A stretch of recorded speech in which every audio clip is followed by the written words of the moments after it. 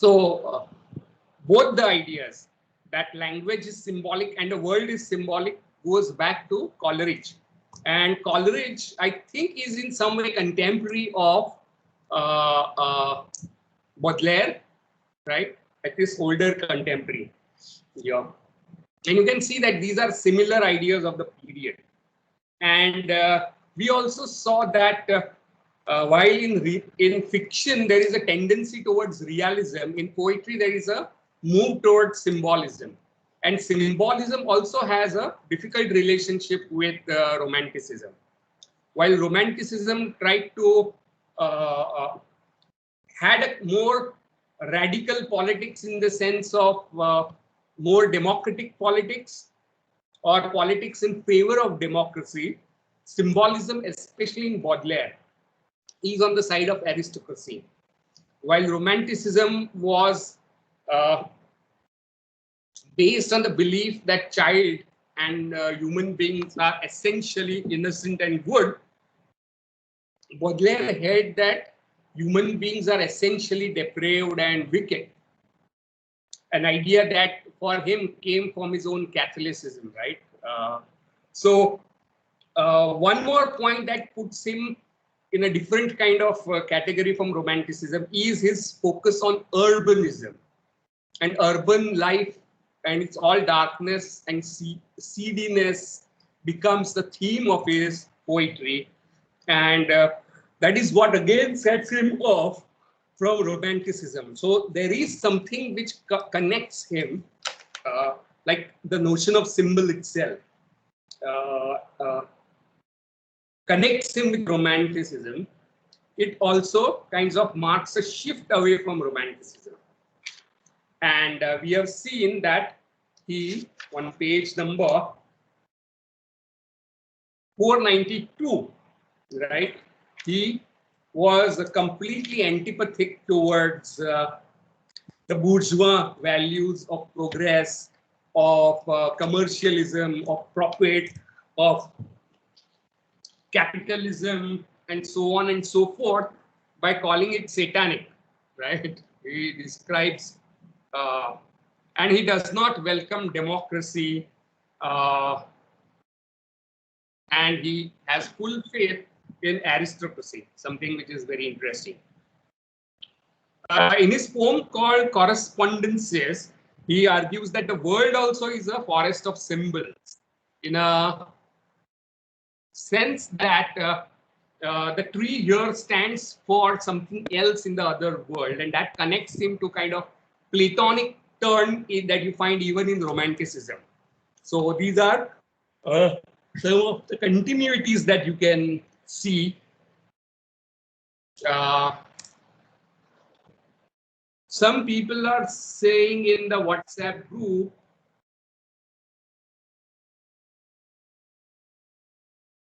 that they are in Google Meet.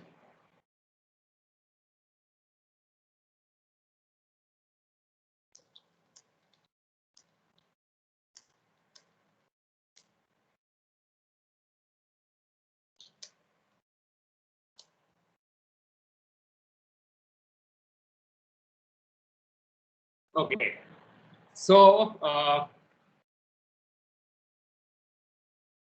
on page 493, you also find his views on criticism that he wrote in his book called Salon, which says that criticism should not be disinterested.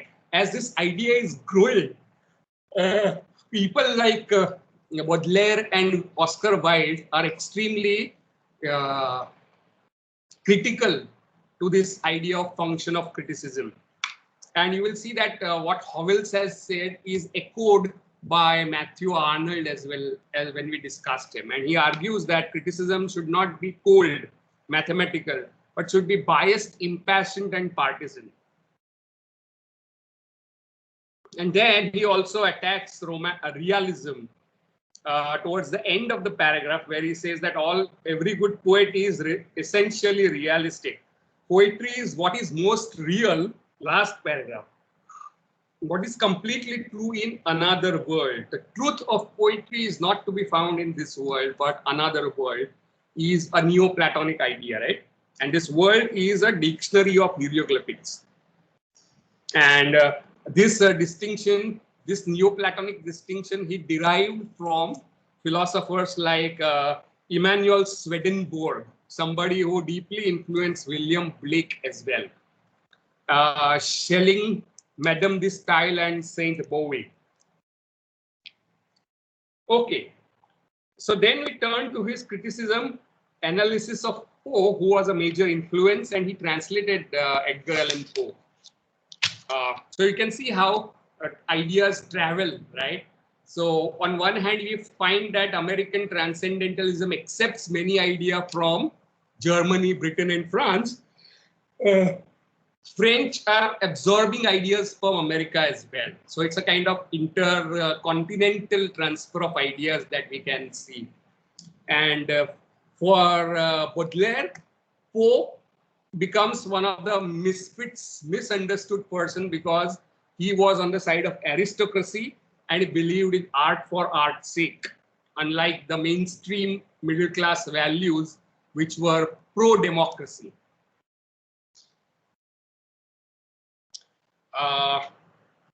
And he also likes Poe for his antipathy towards commercialism and materialism of middle class society and culture.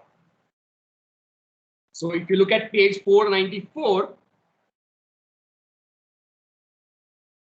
on first paragraph, the last line, Poe explains, Baudelaire explains Poe's drunkenness as arising from basic incongruity between poet and his environment. This alcoholism that Poe suffered from has its basis in this misfit quality that Poe had.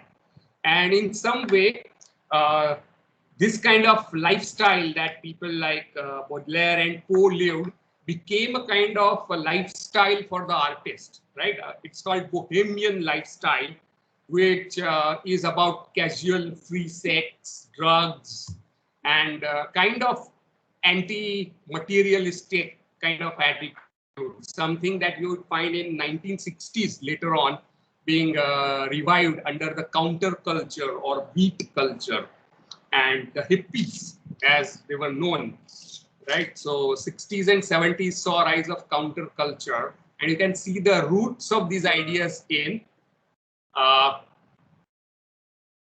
am recording. I mean,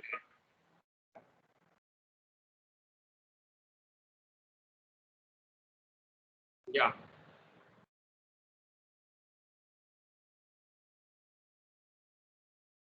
Anything, Jaldi, I can't understand what you said.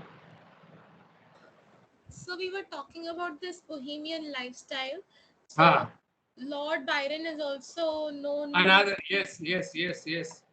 Very true. And he sees Byron in Poe. Look at page 494. Where is it? Yes. Second paragraph. Baudelaire saw Poe not only as an aristocrat, but also as the Virginian, the Southerner, the Byron gone astray. Right? That's how he describes Poe. In bad world. So that's his understanding of, and you can see it is interpretation of. BLC maybe criticism of Baudelaire, Baudelaire's collected criticism का भाग होगा. And you find full forms of this at the end of the chapter, right? So BLC would be Baudelaire as a literary critic, page number 501. Right, this is called documentation and citation method. So Baudelaire as a literary critic, Yes. selected essays on page number 501. Yes, sir, got it. And there are 3 essays by Baudelaire on Poe. And Baudelaire also sees a special kinship of Poe in regarding to Latter's affirmation of natural wickedness of man.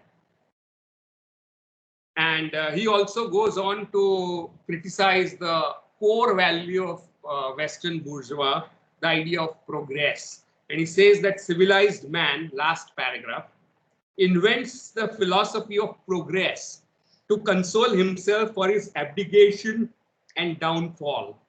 And you can see this is completely in contrast to uh, the romantic notion as well as enlightenment notion of progress that you find in Hegel, right? And he finds a lot of mediocrity in the system of bourgeois culture, democracy and all that. And what is interesting here is that Baudelaire in some way also launches a movement called avant-garde or the vanguard movement. Vanguards are those soldiers who are at forefront of a battlefield. So they are the people who are shot. So avant-garde artist is at the cutting edge of innovation, for which they have to pay price and become martyrs in their own eyes at least. So that kind of attitude and ideology is called avant-garde, right? So modernism in 20th century is characterized by this avant-garde movements of all sorts, like imagism, Dadaism, surrealism, expressionism, and so on and so forth. Okay. From again, Poe, he takes the idea that poetry has no other goal than itself. It is autonomous, and it does not involve teaching truth. Remember what Poe had said? Does anyone remember what Poe has said about aesthetic and art? We discussed Yes, it. so that it The does not truth have and morality, Yeah, are not the goals of poetry. right. However, what Baudelaire interprets here is that it does not have any morals, but it can, he says, where is it? Can ennoble manners. And man can be raised above level of vulgar interests because of poetry. So you can see he is differing from Poe. Poe says it has the whole heresy of didactic. Remember the phrase heresy of didactic. Instead of that, he says there is no didactic purpose to poetry, but it can ennoble people's manners and whatnot. And he says that poetry cannot be assimilated to truth or morality, but it does have truth. Last paragraph, last 3 lines of 494. It has only itself, right? Cold, calm, impassive, and demonstrative mood rejects the diamonds and flowers of the muse. It is then absolutely the inverse of poetic mood, right? And poetry for Baudelaire is an articulation of human aspiration towards superior beauty. Page number 495.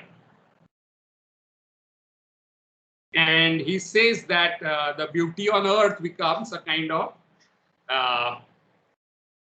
indicative of beauty, higher level of beauty, which again reminds us of Plotinus last semester. Yaad aa raha hai?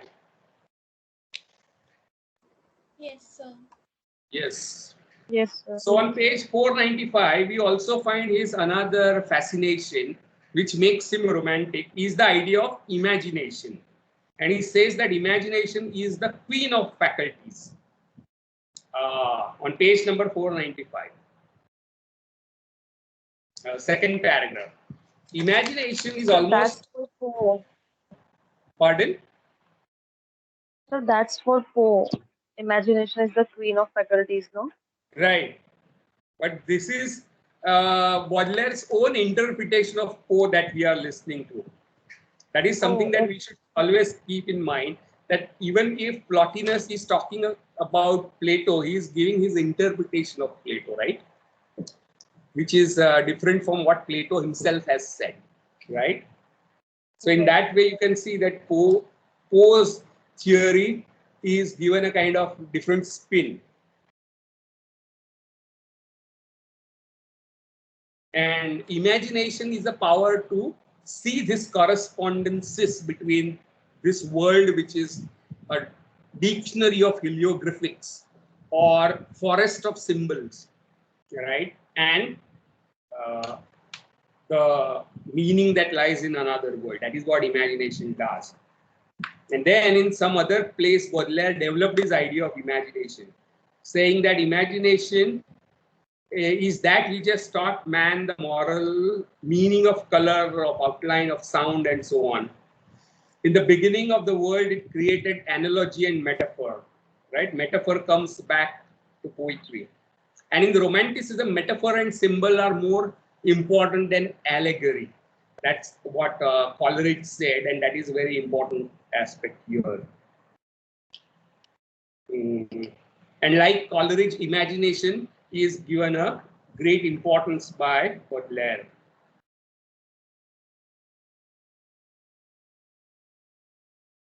Last paragraph is something very interesting. He says that imagination is set up against imitation, right? So he says that nature is ugly. I prefer the monsters of my imagination to the triteness of actuality. So imitation of nature is one of the most superficial things you can do. And it says that nature is ugly. And I prefer the monsters of my imagination to the triteness of actuality. What does he mean by that?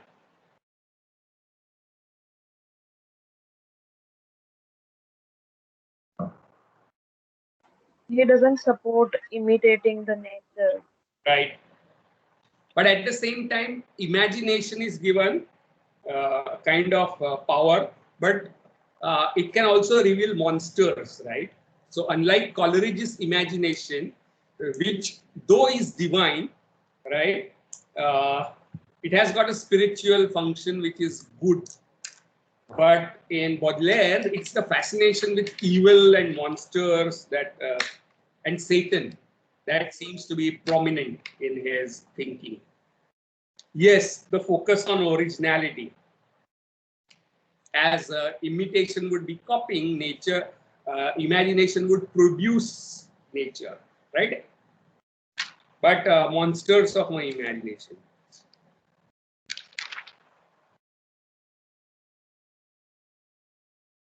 On the last paragraph of page 496, that is the first paragraph on the top.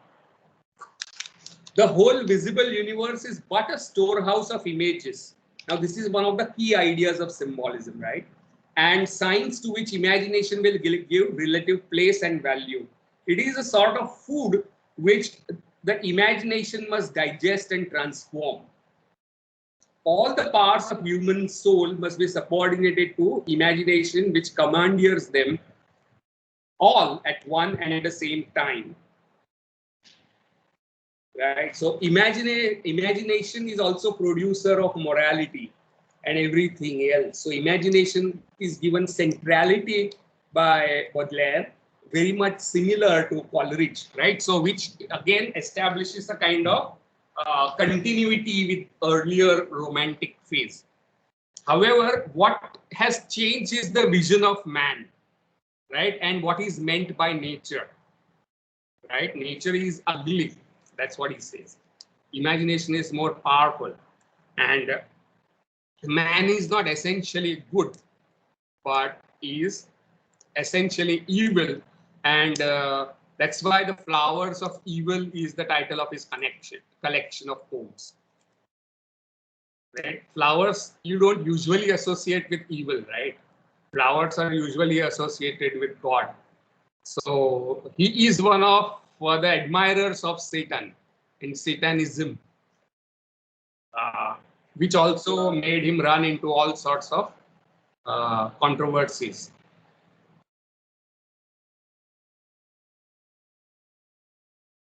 Right.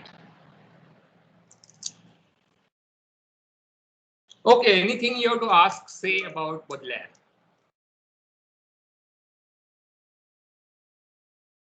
Yeah, Saloni, go ahead. Yes, Sir, on page 4, yes, 495, Yeah. since we know that he even, okay, did he criticize some of the ideas of Poe? He did, right? He seems to have given a different interpretation on them. Okay, so then, In sir, what he if you can interpreted, see, yeah, Poe dismisses morality, right, and truth. He says the aesthetic effect is what is primary. But he seems to say, Baudelaire says that poetry does convey truth, but not the truth of this world, but the other world. So correspondence is of poetic language is not with that of this world, but the other world, another world. Does that make any sense? yes, sir. So that is a Swedenborgian Neoplatonic notion that he is promoting, which is not there in Poe. Poe was not influenced by Yes, Swedenborg or Neoplatonic thought. Yeah. what I'm asking is that would we interpret these two lines, these two statements to be the same statements given by Baudelaire, where Where? he interprets Poe as saying imagination is the queen of faculties, and then later on he gives his own statement. Hmm. Imagination is the queen of truth, and it Hmm. plays a powerful role even in morality. So Hmm. do they mean the same thing? Imagination is defined as the same thing in both of them, right? Queen of faculties and queen of truth. Yes, but Here does he is Poe make agreeing with such a Poe. big deal out of imagination? I don't know. No, he doesn't. He doesn't make such a big deal out of it. This is almost like Coleridge and Kant, but he Yes. seems to be giving a different spin on it. That imagination can see the world beyond this world. It can see that correspondences between this world and that. And this universe is a storehouse of images and signs whose meaning lie in another world. Only imagination can see it. That is the cornerstone of symbolist theory of poetry, which Baudelaire is promoting. Yes, it does challenge the tradition, Jalde, in a sense that urban life and unromantic aristocratic view of human life is taken on board here, right? Unlike the democratic impulse and the bourgeois rationality, humanism, progress, all these values are being undermined. So in some way, he is heterological as well. Sir, I have a question along those lines. Yeah, but you have to actually increase your volume. Yes. So, is there a notion of escapism over here like that, like we noted in romantic era, like him being a Catholic? So Yeah, go we ahead. know that Catholic, well, Catholic rules were, very strict, and you weren't probably allowed to have a bohemian lifestyle that he did, and yet he did have the said lifestyle. That's So why it's said that Catholics have fascination for evil because they see human beings as essentially sinners, right? After the fall.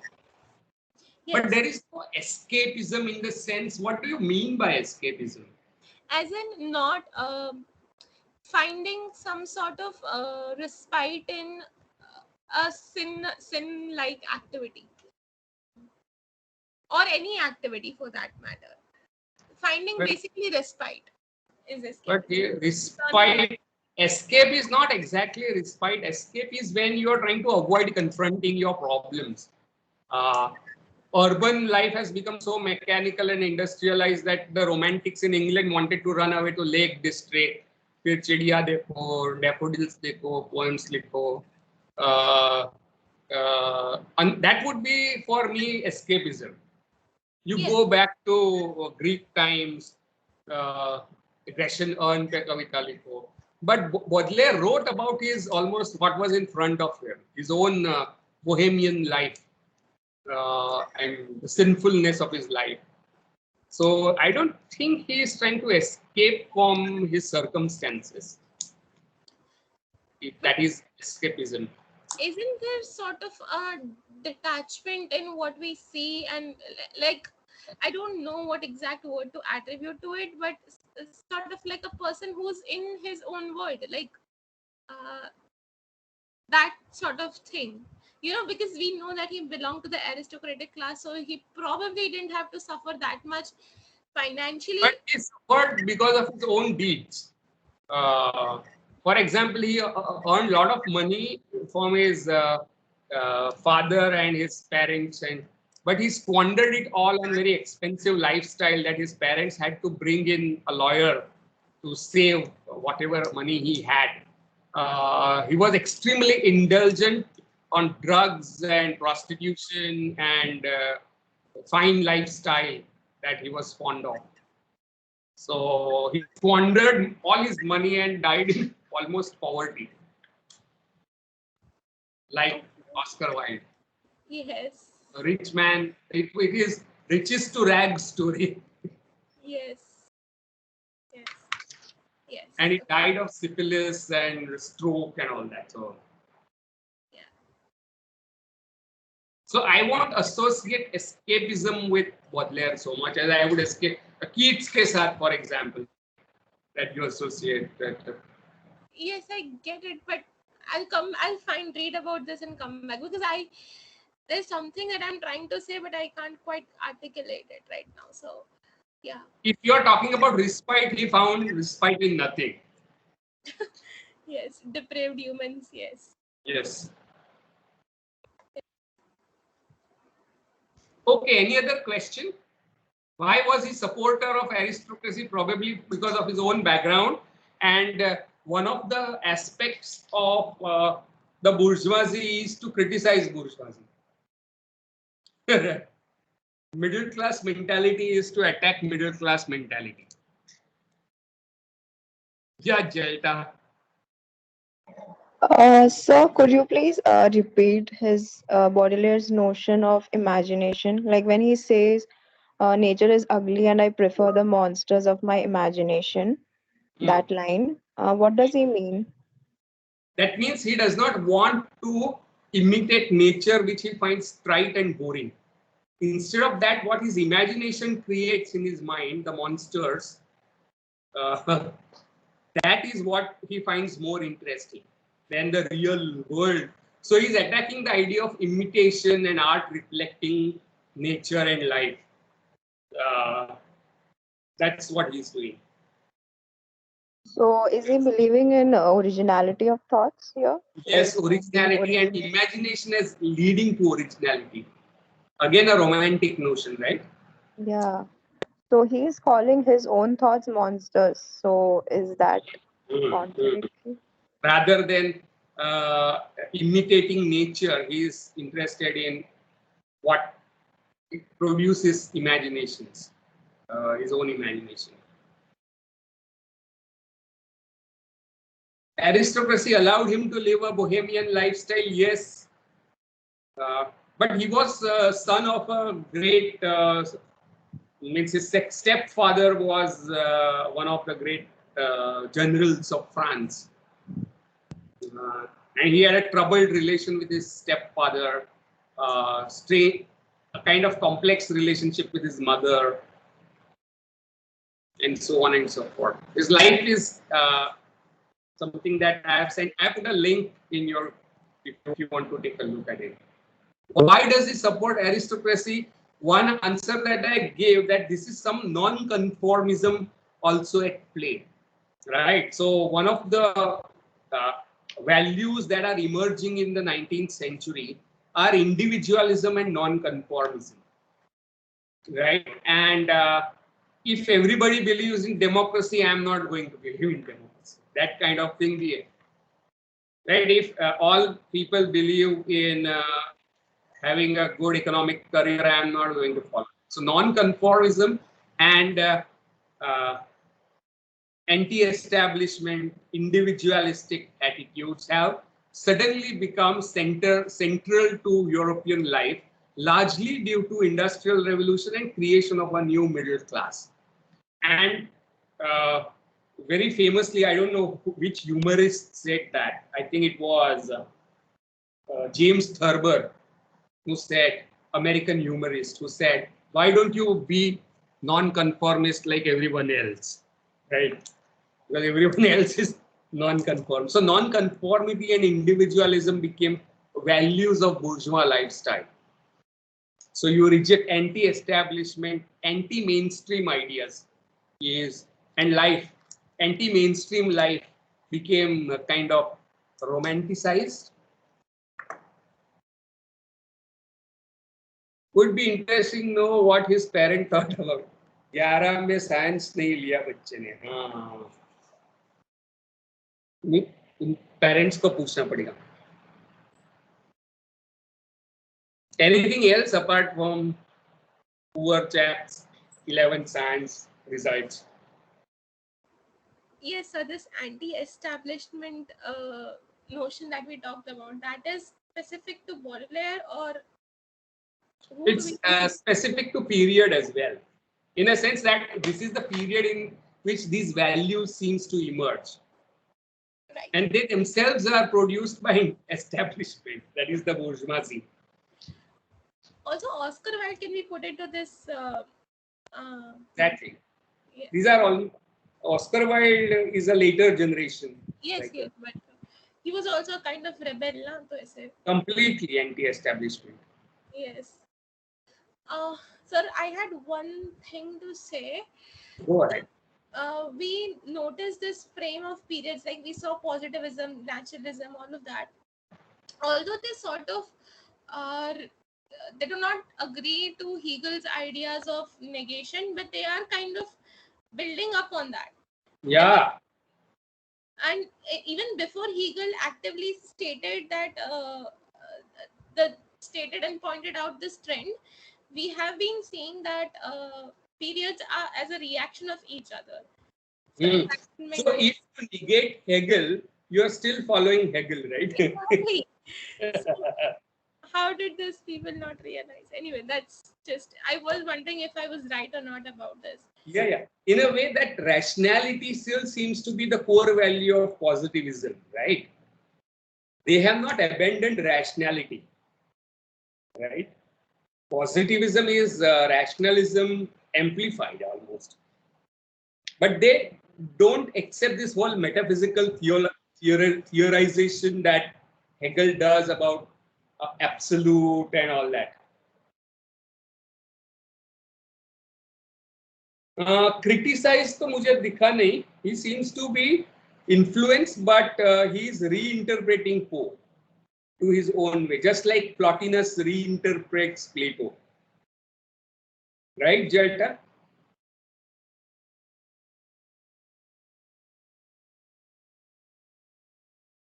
Yeah.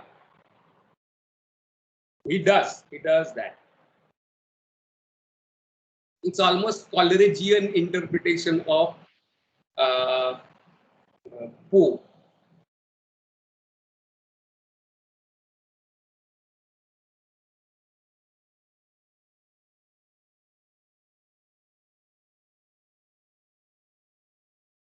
Okay, so are there any more queries?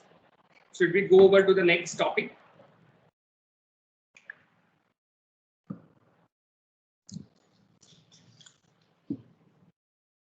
So symbolism was getting predominant in France.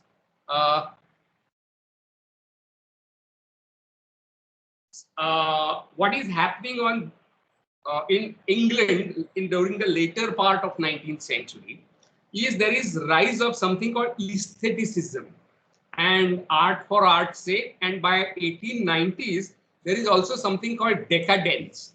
I don't know if I mentioned it in our, did I teach you importance of being earnest? I did, right? Yes, sir, you did. So I Yes. mentioned decadence and aestheticism and so that, right, if you remember. So that is the period of British cultural history that we are talking about. And aestheticism, like symbolism, realism, romanticism, neoclassicism, is schism, right? Ism. It's an ideology, it's a principle that you uphold, right? So what do you think is the principle of aestheticism? What do you guess?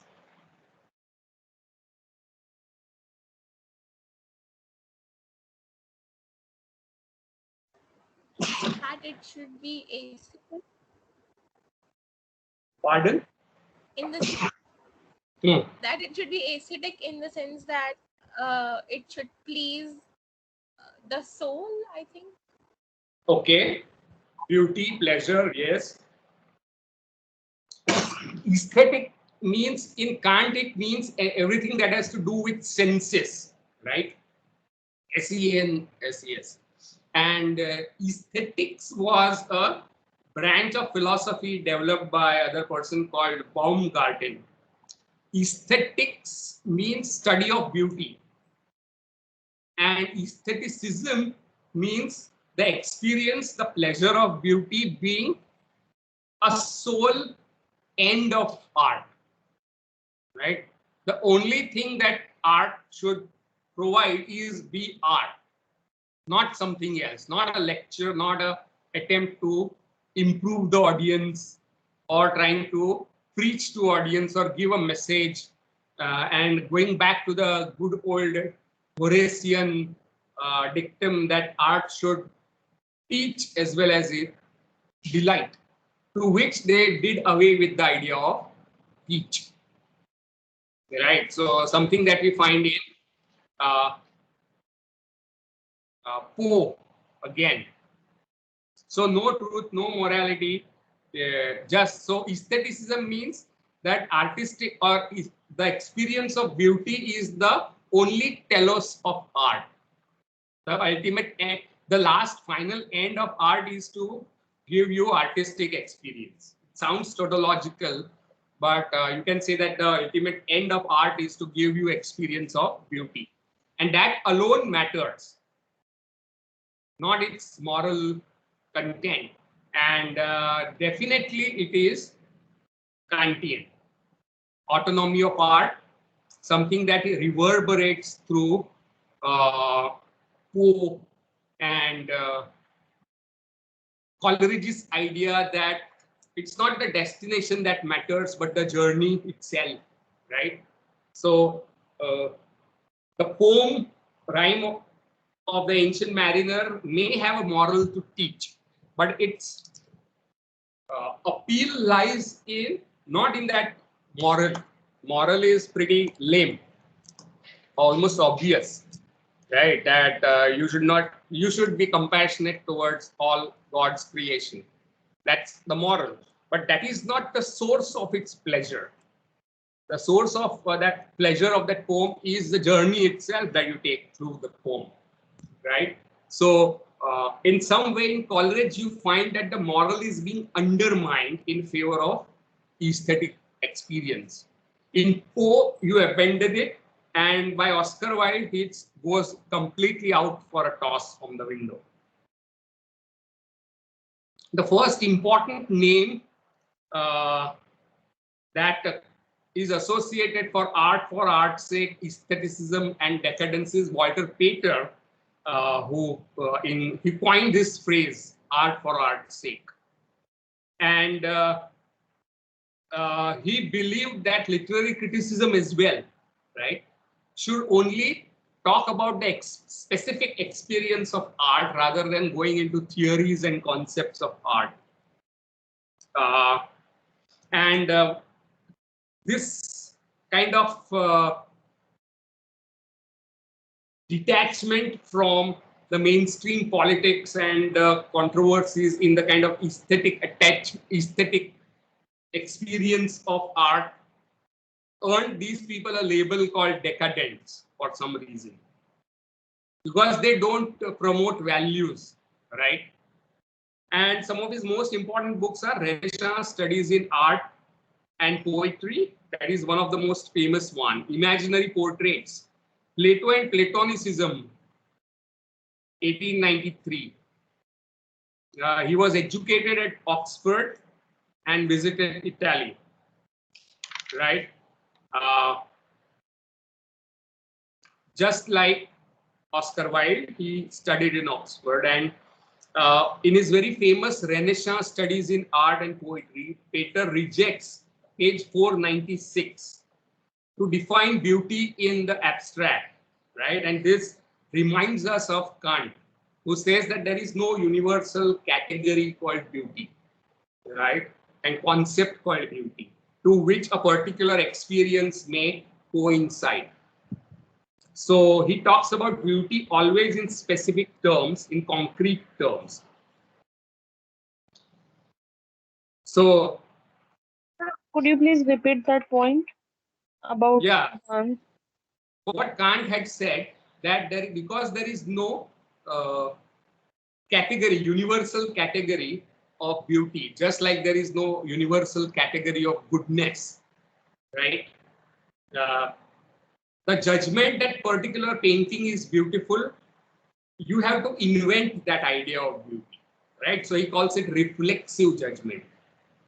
And this concept of beauty, there is no concept of beauty that matches with the experience, emotional response to work of art. Uh, Unlike, say, for example, saying that this is a phone, that means there is a general idea of phone or universal idea of phone to which this specific thing is subsumed under, right? Similarly, there is no such a priori abstract notion of beauty to which any emotion will coincide. So he refused to discuss beauty in abstraction. Instead of that, he brings the focus to his internal emotional state and introduces subjectivism in criticism as well as art.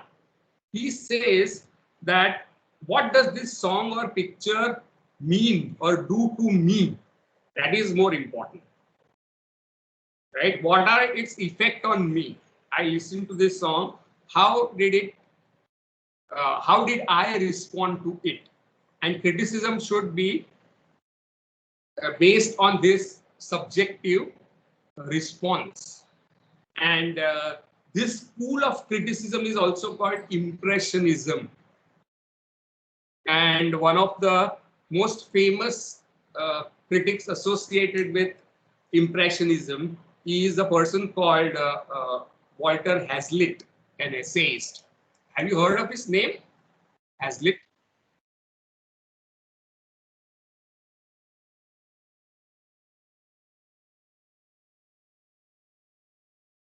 Yes, yes. So Hazlitt has a very famous essay called "On Knocking at the Gate" scene in Macbeth. Right? I don't know if you're familiar with Macbeth. Uh, After the deed is done, after Duncan is killed by Macbeth, he has invited Duncan to his castle, right? And he kills Duncan. Then at the night, somebody knocks at the gate after the murder, after he takes that dagger and puts it near one of the soldiers, there is a knocking at the gate scene. And the farmer responds to, and the gatekeeper responds to that knocking. That is a very famous scene in Macbeth. And the the doorkeeper is completely drunk, right? And he keeps on asking, who is it? Whose ghost? Is it the farmer who committed suicide? And so on and so forth. It's a kind of comic uh, episode in after a very dark scene, tragic scene. So mixing of comic and tragic, that is the one of the hallmarks of Elizabethan tragedy. You find that. So what did that create? What kind of impact did it create on Hazlitt? Right, and he at length goes on to describe that impression. So this school of criticism that Walter Pater belongs to is called impressionism.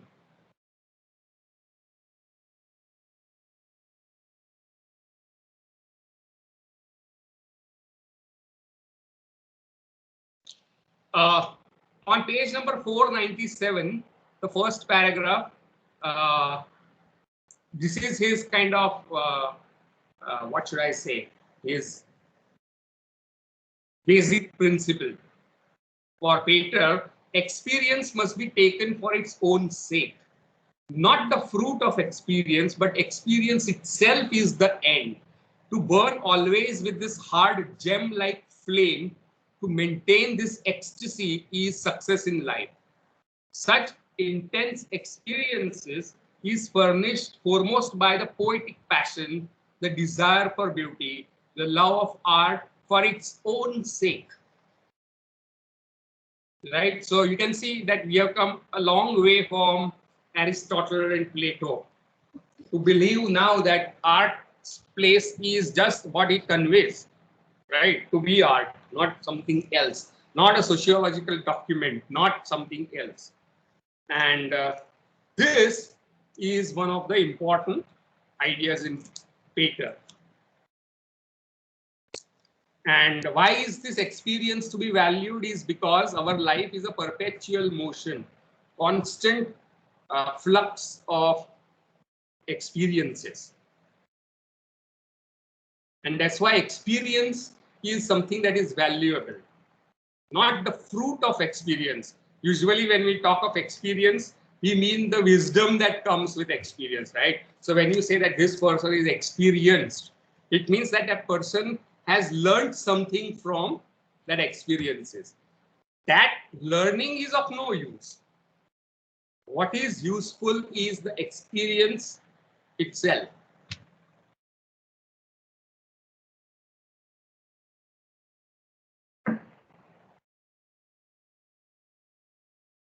Carpe diem is more of a, what should I say? It's a genre of poetry which believes that you should celebrate life in this moment, right?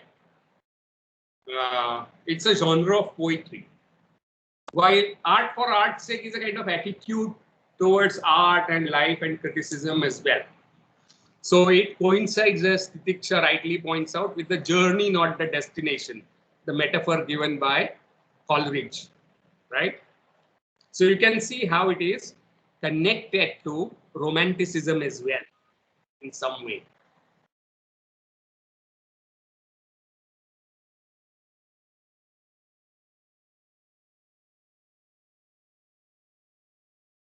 Is he trying to focus on the work or effort you put and not work or effort?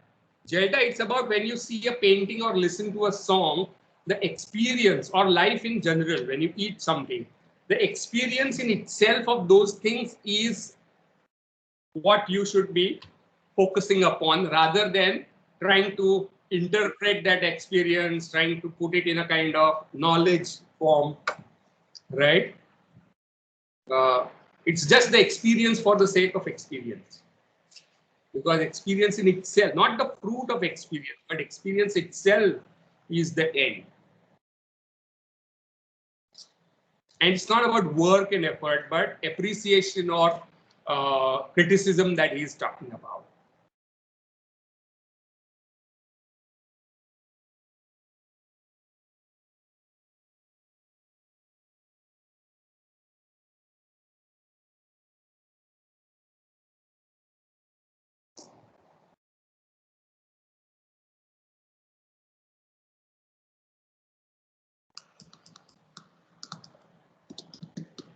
So you can see that there is an emphasis on subjectivity in Impressionism, right?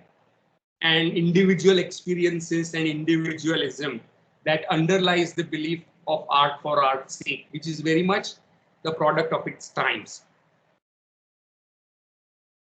Any questions?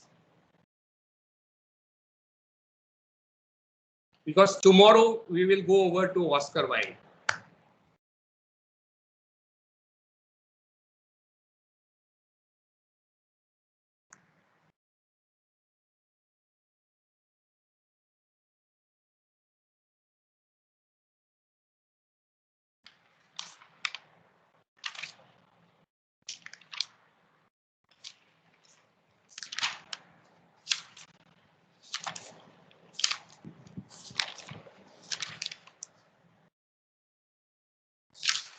Okay, then let's go over to Oscar Wilde tomorrow and we break for today, right? Till then, you can read this and come with queries and doubts if you have. In Jaldi, I will look up whether your response is recorded or not.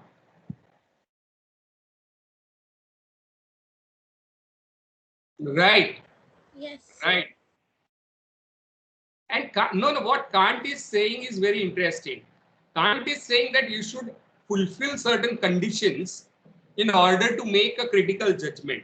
That it should be disinterestedness, it should believe in purposiveness without purpose, right? And it should be based on common sense and all those things. Remember? Yes, sir. But then that would make this against realism, because we saw in George Eliot and those people that they didn't want their own opinions to be reflected in their works, in their novels. What not reflected? Their biases. Yes. Yeah, yeah. But But it had an ethical function. For George Eliot to say that this is wrong or bad man, that kind of passing ethical judgment itself is ethically wrong for Eliot. It's not so much of a metaphysical or philosophical or epistemological issue as it is in Kant. It's ethical issue in George Eliot, right? So let's not mix up ethical with epistemological.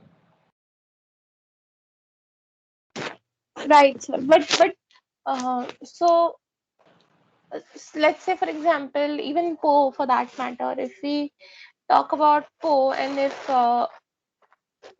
would they allow their own unethical or such judgments to be passed to be present in their work? Because it seems like Walter Pater and Oscar Wilde would not have a problem with uh, such kind Even of Pope things would as not long have a as, problem because yes, for Pope, anything that gives pleasure, effect, right? yeah, Delight. So is because after all, poetry is about creating effects rather than giving morals. So anything that conveys those effects that you want to convey, basically effect को आप experience भी कह सकते हो ना? yes, right, So right. that is important rather than whether it's biased or not biased.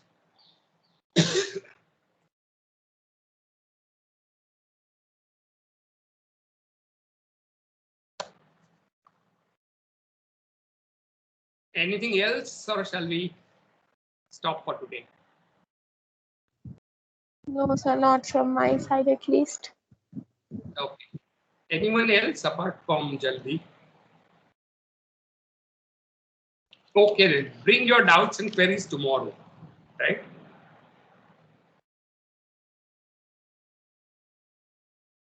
And